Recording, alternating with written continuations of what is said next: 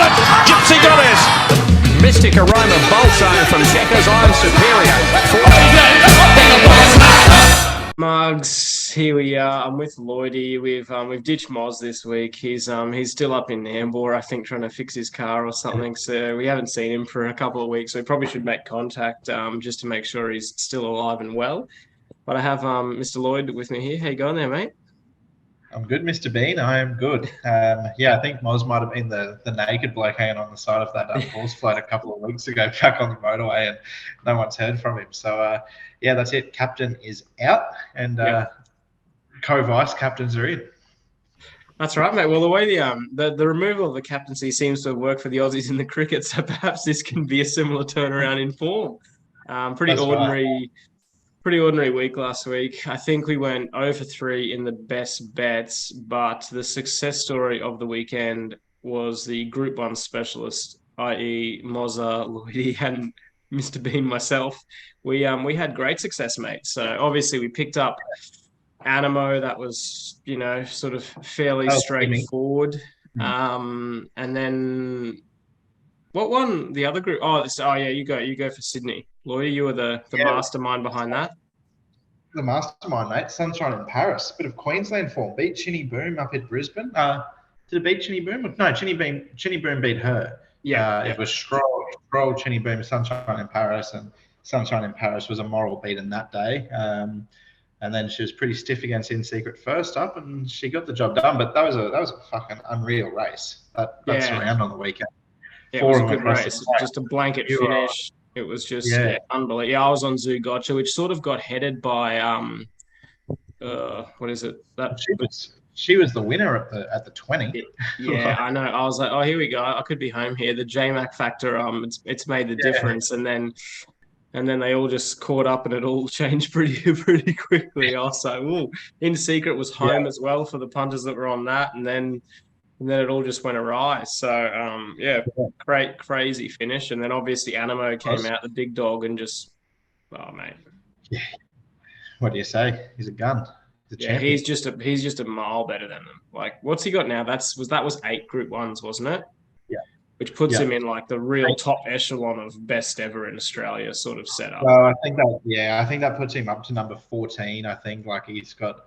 I think Nature Strip's on his hit list next, sort of to go past him if he wins, I guess, either the Ranford or the George Ryder, wherever they go with him next. But, you could argue that he should already have 11. Like, he should have probably won a Blue Diamond and a Golden Slipper if he had have drawn a gate. He should have won 2 Cox Plates. Like, if he had have won those 2 big 2-year-old Group 1s and he's got 2 Cox Plates on his resume, well, like, he's in the Hall of Fame conversation as a certainty. Yeah.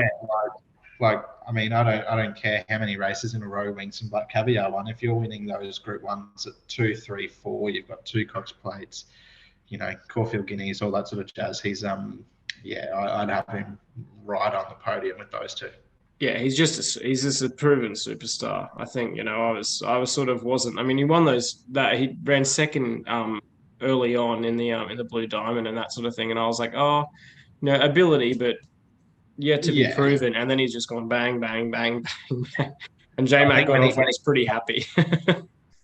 When he came out and won that size as a 2-year-old by 4 lengths or whatever under a stranglehold, everyone kind of went, oh shit, this horse goes all right. Yeah, he's all right. He's a little bit better than average. And they're still giving $1.70 for the bookies out there. That was just donations. That's absolute multi-bankers everywhere. I think they said when I was watching the coverage, they said, Tab, we got a lot of multis into Animo. I've been praying for J-Mac to fall off because he was no chance of getting beat. I've got about 3 multis with just the 1 green tick already for futures, like in the Everest Melbourne Cup and other races in the spring that got the first leg home because it was Animo on the weekend, mate. It was just a gift.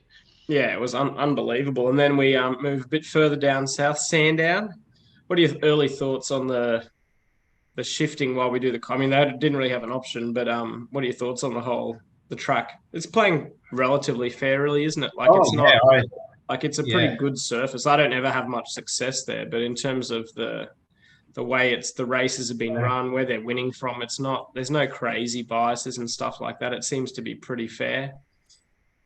Yeah, I'd more than happily include it as one of the four, make it a 4 big tracks in Victoria and have, give it Saturday meetings more often. I reckon like that CF4 meeting when Gentleman Roy, got lost it on protest. I thought that was one of the best days of racing.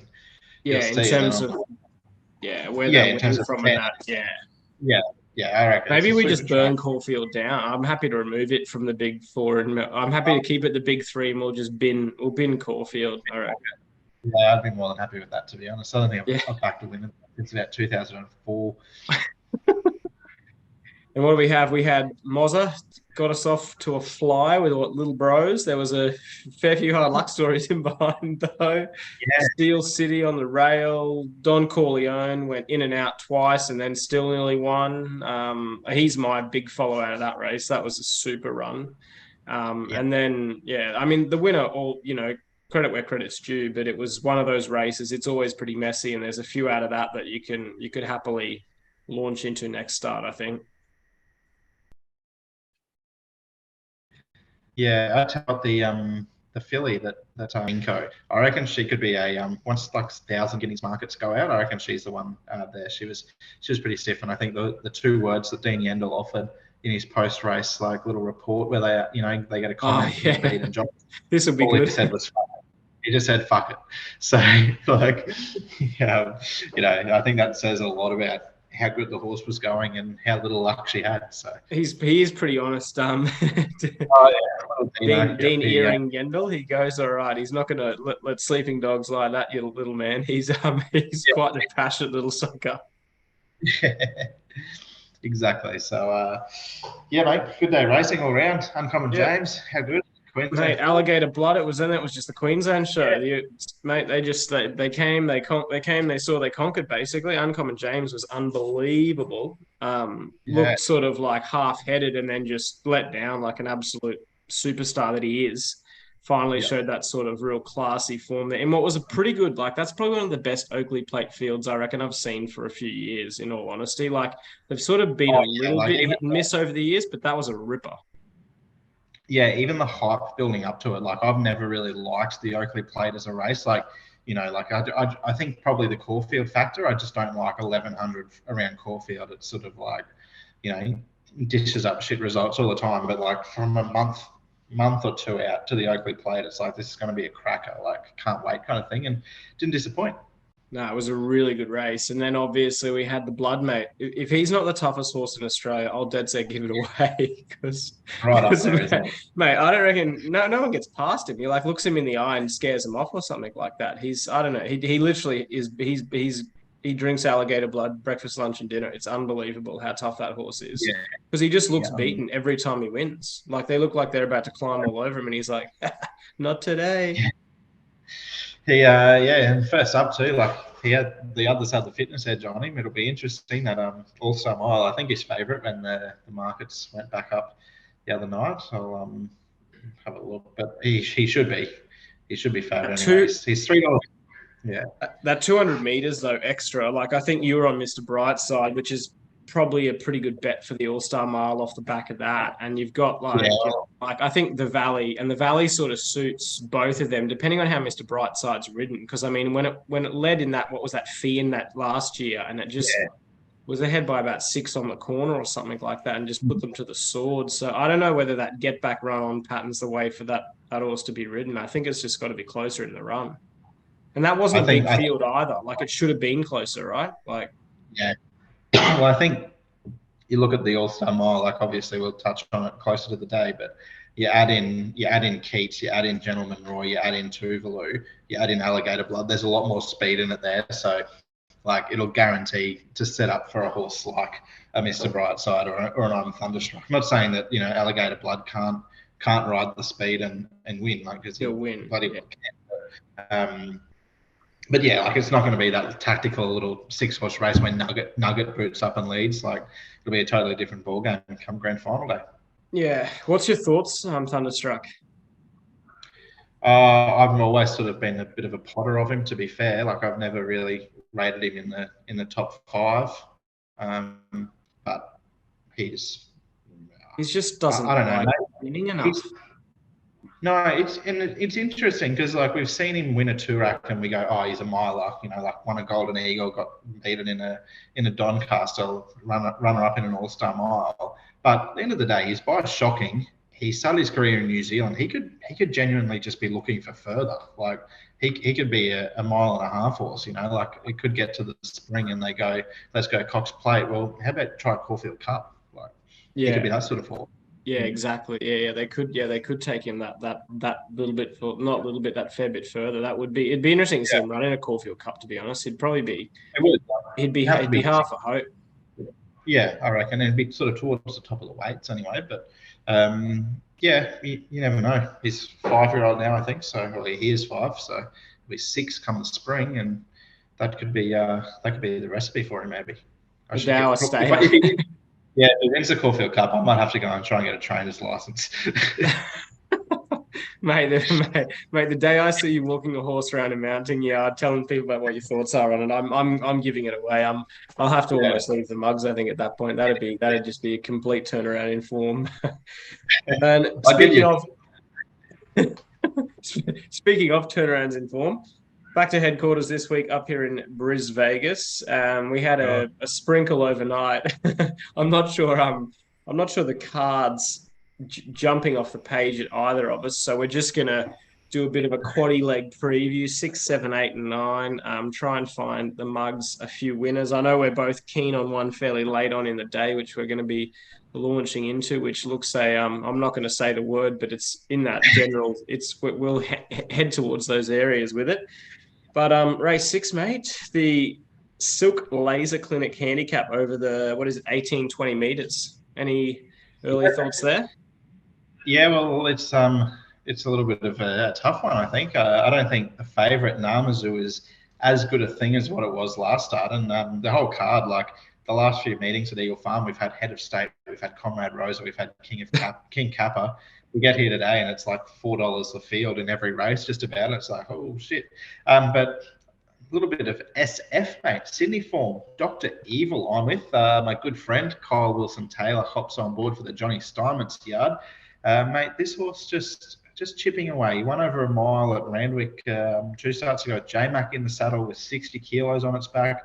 Then it ran 4th, only beaten a length and a half with again the big 60 kilos Impost behind 4 Valor. That horse started favourite in that like the Canberra Stakes or the Canberra Mile, whatever they call it, there last Friday, and Far From Disgrace led most of the way and got nailed late. So this horse drops to the 53, gets a nice dry track at Eagle Farm. KWT is on the back of a treble at Doomben on Wednesday. So yeah, I thought the 750 or thereabouts for the Sydney horse, Dr. Evil, a little bit of a bet, mate. Yeah, well, I'm with the favourite. You have potted it. I think, yeah, there's a few things go against it. Obviously, it's had 3 goes to the trip, which it is yet to win. But Ben Thompson is in form, and he's in form for the O'Day Hoisted team. I tell you what, they've got a fair group of horses going around on Saturday. Holy moly, what is it like? The first I think they had a stack of them on Wednesday, and they're going pretty hard again. But I'm with Namazu. I think 18-20, bit of that polish. What is it?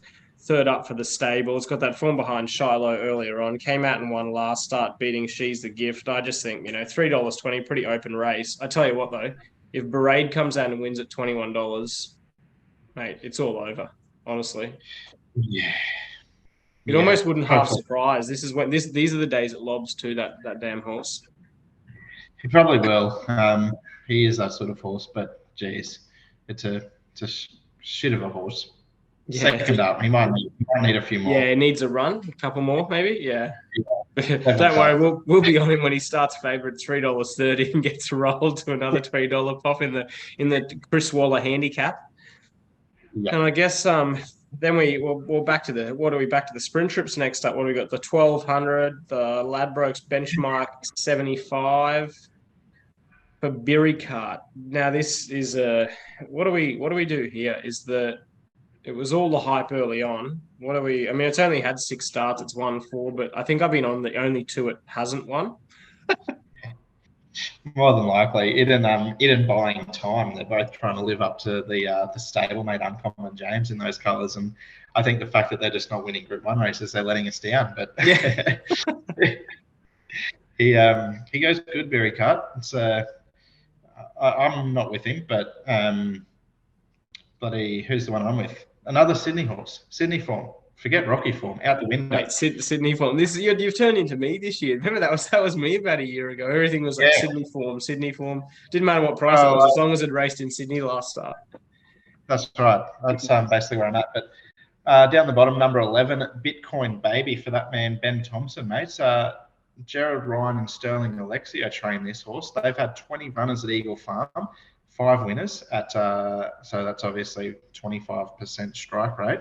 And Good. 45. I'm glad there's your maths, for the mugs out there. Exactly, and 45% profit on turnover. So you can back them with confidence. It's almost just an auto bet.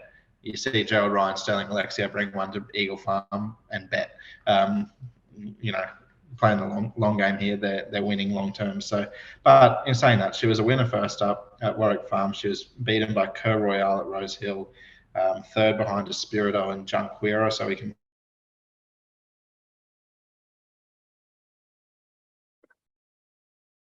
Jacquinot forming a bit of Queensland form there on the Gold Coast. And last up, memory, Nikki Spling came out and ran second or third in the last, I thought, on Saturday.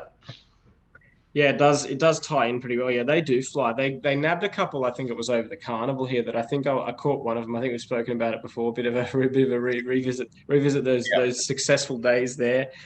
Look, I'm with the Adam Campton team for Ilion Chavez. My good friend. Obviously, he's a river bloke, so we mate. It was not a 16-year-old apprentice girl. No, that's right. He's about a 65-year-old. Where's he from? Hong Kong, is it? Is that where he's come from? Or is it South Africa? What's the name? I think he might be Brazilian. Yeah, Brazilian, right? South American. There you go. Ilion Chavez. I sort of said it like he was French or something, but anyway, we'll find out. Shout out to the man. But he's actually going all right for the Adam Campton yard. I think the picket fence continues on again here. The query I have is going to be the track. First go Eagle Farm. I think it suits the pattern of the horse, but I'm terrified that it just may not like the bitumen road that is Eagle Farm. But they seem to. What's the thoughts there? Some horses don't go there, but they keep running there every week. And horses are obviously winning and losing races, and they keep going back. Like it can't be that bad. You know how we've obviously had Misty and a few of ours that just don't like it, but it's obviously okay because they keep going back there. And they're full big fields every week nowadays at Eagle Farm on Saturdays. So must be right. Yeah, it's got to have improved, I guess. I don't really care as long as I keep backing winners there, which have been the last month. So, yeah, that's true. It is an area of success for the mugs. We can't seem to catch anything at Doomben, but Eagle Farm. I don't think I've backed a winner at Doomben or a winner on a Wednesday in about 6 months. So let's not talk about Wednesday. Although, what did I catch? Nashira and then Miss Tambo. Finally, they finally took it to Doomben. The horse that likes to lead, they finally got it to the track. That's the tightest turning in Australia, basically, apart from Kilcoy and Moonee Valley. So unbelievable that plan worked. But anyway, that's for another day. So Deepore for me. And then we go. This is the money shot. This is the Load the Cannons launch job. The Magic Millions Gold Coast handicap over the 1200. That's race 8. And if there's a better bet in Australia, I'm yet to hear it unless Anamo's going around again, backing up this weekend. We have to be with Halal here. It is just like seriously some of the form. I mean, it's got a trial in behind Baller there. The form from Sydney is just superior. Like it's running sort of force behind Animo and Fangirl, who are what was it? Fangirl, a couple of lengths off Animo last week. That was a 2.4 length fourth. I mean, the horse is just it's just got to be better than these. Like you got who it's up against: Snow Zone, The Big Goodbye, Grey Worm. They'll all sort of set the pace for it as well. So I just think it's a big bet here on the weekend. Yeah, I'm completely with you. Obviously, the 58.5 kilos, like that's the same weight he carried it like when he was 2.8 lengths behind Animo, first up last prep, or second up, I should say, in the spring when he was far from disgraced. I think, fourth in the Wink Stakes at Group 1 level. So this is a huge drop in class. I wouldn't be surprised to see him start potentially close to favourite in a Stradbroke. Yeah, he could do actually. I thought you were going to say wouldn't surprise me if I saw him start $1.10 on Saturday, which that also wouldn't surprise me. By the way. Yeah, the way the money's already come for him. Like if he's starting sort of 205, 210 come Saturday afternoon, and the big goodbye's out to $5, that won't happen because the 4,000 people that own a share in the big goodbye will make sure that the money stays on. But that might just mean that Halal stays around that 250. You still get the price, mate. That's right. Even if you forget about, you don't remember till about 4:30 on Saturday afternoon, you'll probably still get 260. Right. Yep, exactly. Cheers to the team out there. Cheers to the team out there at My Honours. Thank you. That's right. Thank you. And then yeah, go. I was going to say it'd be a nice little money grab before the last, mate.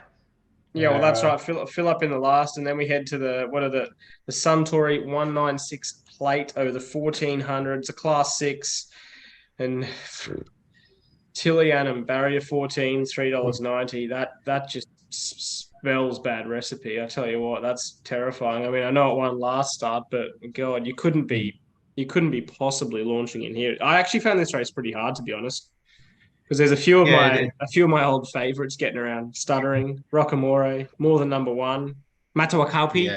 Yeah, I know. Well, the good thing, I guess, I'm not on any of those horses that you just mentioned.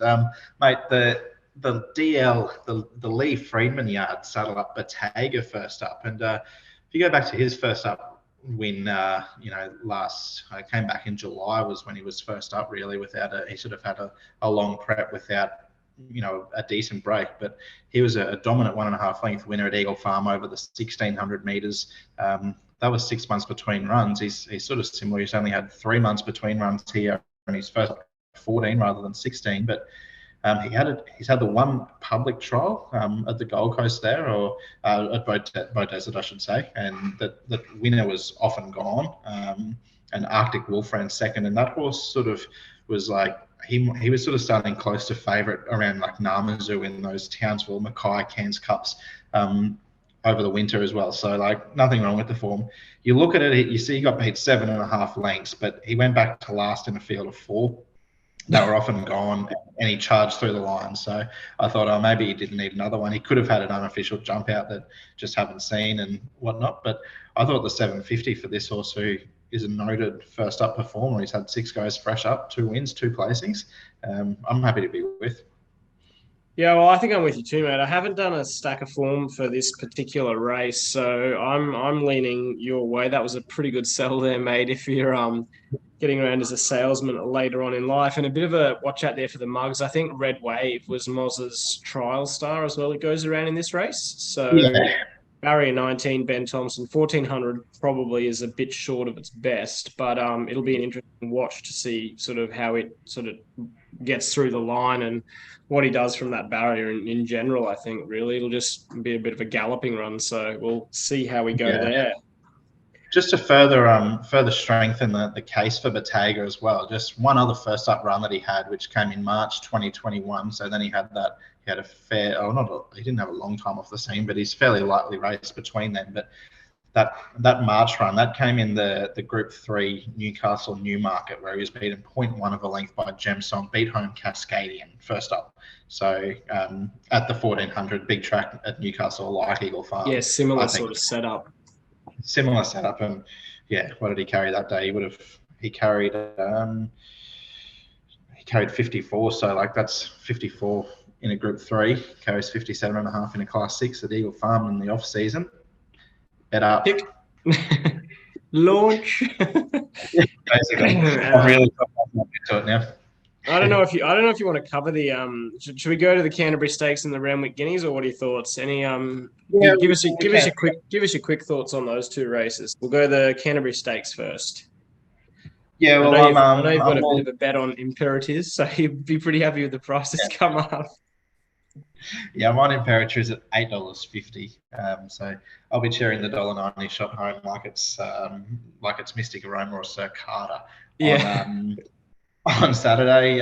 Randwick Guineas, I haven't really got my teeth fully stuck into that yet. I thought Osipanko out of the top 2 in the market, probably the two. But I actually, for the thrill seekers in the race, I thought the bottom weight cut on a dime. It's $81 by So You Think. They paid a lot of money for it. It was really good, winning first up, beating Hollywood Hero, who came out and won since. It's a $51 shot. This horse is $81.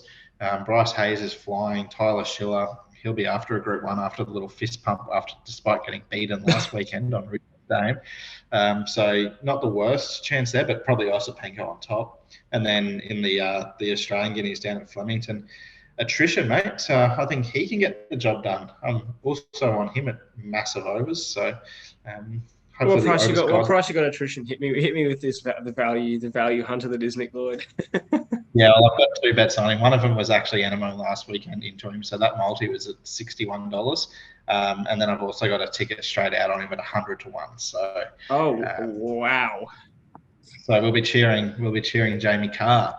Hopefully, she's been kind to me so far in the Group 1s. Cool and Gatter a few weeks ago, and hopefully Attrition Saturday. I'm not sure if they beat Jacquinot, to be honest. I don't know. I'm kind of like, third up is obviously the slight query. That's a bit of an issue there, but I'm not sure they, potentially get past him. Any news on Legato? Who's that thing? And from NZ, word there. Yeah, well, she was a horse that she won her first 5 races, and then was a moral beaten in the Caracas 3-year-old millions race. She was an absolute moral beaten. Prowess won the race. She was second favourite to beat Sharp and Smart in the Derby in New Zealand on Saturday, but they didn't accept. So they go to the Bone Crusher, then to Sydney for the Vinery and the ATC Oaks. So not beaten by a slouch kind of thing. She's got to be right in the finish, I would have thought. Yeah, that is a humongous field. That'll be interesting to see how that goes. The Aussie Guineas had another ripper race. Well, yeah. I guess we might finish on the living breathing. If you can lead us into one at the farm. We've done 4 races. If you can find one earlier in the day, you're a genius. So feel free to fire from the hip and head out that way. But hit us up with your best bet of the day. Yeah, mate. I'm going to make Bottega in the last the best bet. I thought that $8. I think it's a gift when Tilly Hennon's just a nonny, even though she's on a last up. Well, the Bazingas, mate, I tell you what, we know where we're going with the Bazinga. Race 8, Halal. It's, mate, it's an absolute...